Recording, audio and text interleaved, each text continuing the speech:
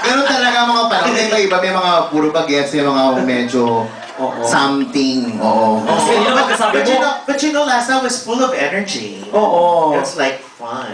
Actually, may energy naman sila, kaya lang yung iba, parang yun na talaga yung energy nila. Oo. Kasi nga, di ba, kagabi, mga bagets, ngayon, kasi bakit naman sa lagi mo kaninang, sinabi mo kanina senior citizen, mga survivor yan.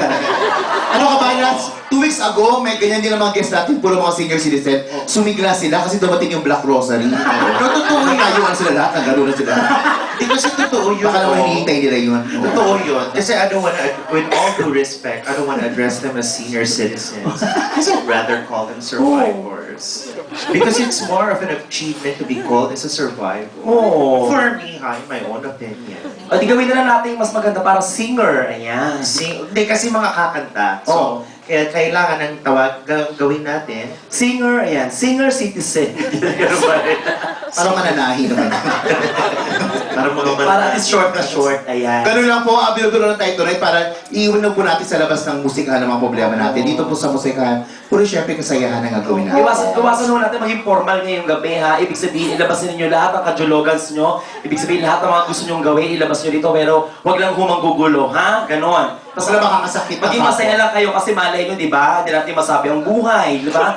Ganyan yung isang customer namin. Paglabas sa paglabas, iritang-irita, bis na bis sa buhay. Ayun, paglabas dun, na diretso, nasagasaan. Hindi kasi ganito lang naman yan, lalong-lalo na alam mo naman makikita mo karamihan sa mga bugnutin at mga nakasimangot, yung mga babae, sinyalis lang yan na hindi sila masyadong nagagalaw ng kanilang mga asawa. Ay, oo, marami yan dito kasi nga sobrang busy, kaya iba bugnot na bugnot. Kaya alam na alam agad natin yung mga babaeng bugnutin, akala mo hindi sila makausap. Yun yung mga taong alam mong desperada, Oo. miserable ang buhay, pero hindi naman nakakambing ang mga asawa. Gusto mo magturo ako? Ay, alam na alam ko yun kasi Lahat gumiti. Oo, alam na alam ko yun kasi ganyan-ganyan ng nanay ko. Talaga? Pag hindi natitira ng tatay ko, ang init ng ulo. Nagtatapon ng mga kaldero, pero puta ka, pag natira ng tatay ko, pati kapitbahay namin napagluluto. Ay, ako ang nanay ko nga, nagwawalis ng bubong pag sobrang O, di ba? Oo, tapos nag-cross stitch siya, pag nabuo niya, tinatastas niya ulit. Paring-paring lang. Ano pala yun? Oo. Hindi ko nakakita yung tatay ko. Oo. Kasi ako madalas sinitira ng tatay ko kaysa nanay ko. Kaya pala nakita ka, nagwawalis ka ng bubong nila. Kaya pala hindi kay close ng nanay mo. Oo. Anyway, basta those are just samples of what you're gonna hear